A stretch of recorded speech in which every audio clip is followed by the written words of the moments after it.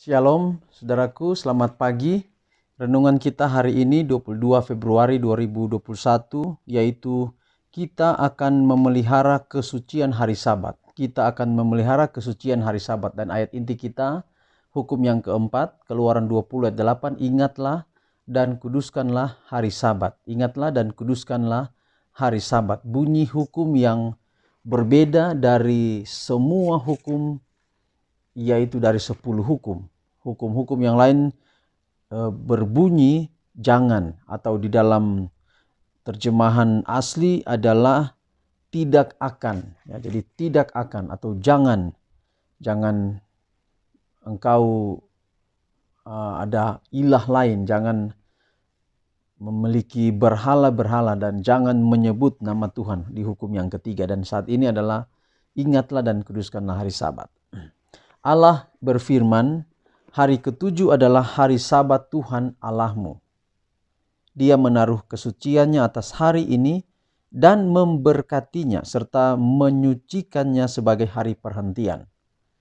Itulah satu-satunya perintah dalam 10 hukum yang memberitahukan siapakah Allah itu. Jadi saudara lihat, Sabat adalah identitas Allah.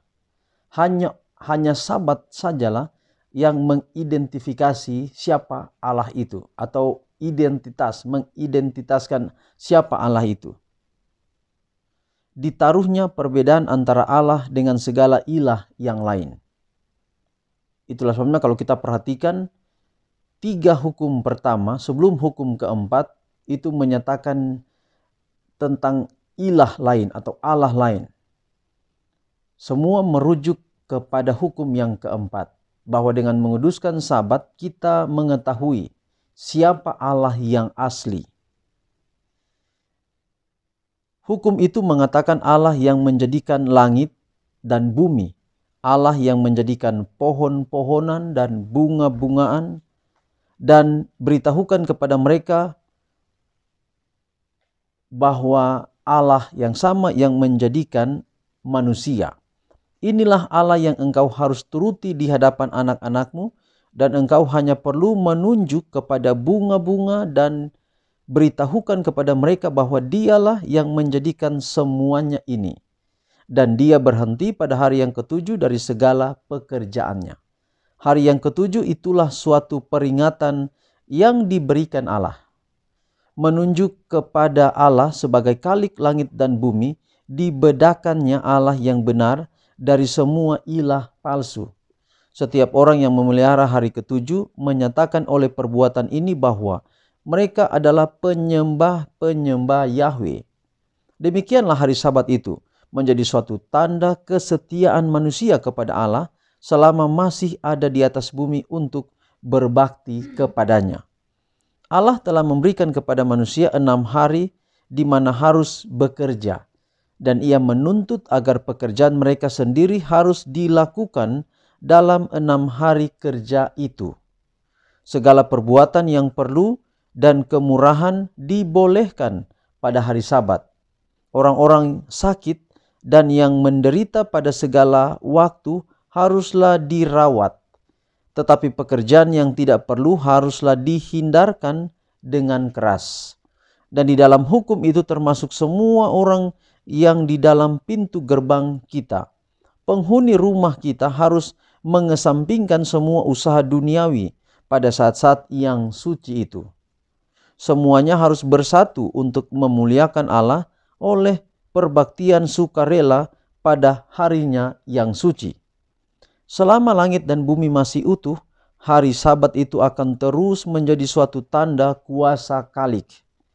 Maka apabila Eden kelak berkembang di atas bumi ini, hari perhentian Allah yang suci itu akan dihormati oleh semua orang di bawah matahari. Sabat berganti Sabat.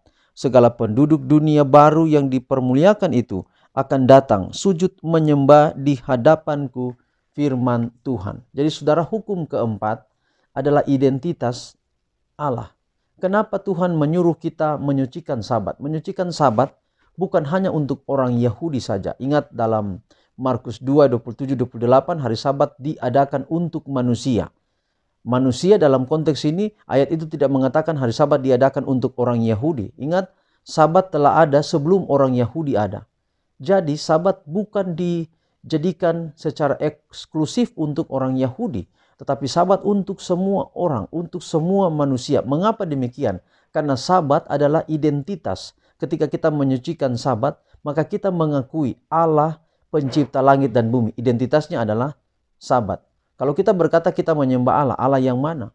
Maka hukum keempat menyatakan, ingat bahwa banyak ilah lain di sekitar kita. Tetapi ketika kita menyucikan Sabat, maka benar kita menyembah Allah yang tepat.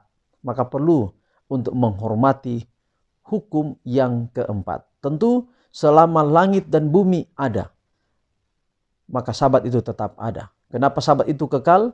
Oleh karena Sabat itu terus akan mengingat bahwa Allah pencipta langit dan bumi. Kenapa bumi ini tidak akan diganti dengan bumi yang lain nanti? Di kitab Wahyu katakan ini bumi diperbaharui. Ada bumi yang baru, bukan diciptakan baru, tapi diperbaharui, creation atau diciptakan kembali. Bumi tetap sama, tapi bumi diciptakan kembali. Dan Sabat tetap ada. Kenapa? Karena Sabat adalah bukti bahwa bumi ini dijadikan oleh Allah. Kalau kita mengakui Allah itu Khalik, maka kita juga harus mengakui hari Sabat. Tuhan berkati pekabaran ini dalam hidup kita. Kita berdoa. Tuhan, terima kasih untuk pekabaran yang indah pagi ini. Biarkan kami keras dengan keyakinan pribadi kami, tetapi kami belajar akan firman Tuhan. Peliharalah kami sepanjang hari ini dalam semua aktivitas kami dan tugas tanggung jawab kami. Kami serahkan seluruh hidup kami ke dalam tangan Tuhan. Inilah doa kami, terpuji nama Tuhan. Dalam nama Yesus kami berdoa. Amin. Demikian renungan hari ini. Sampai jumpa renungan kita besok. Shalom.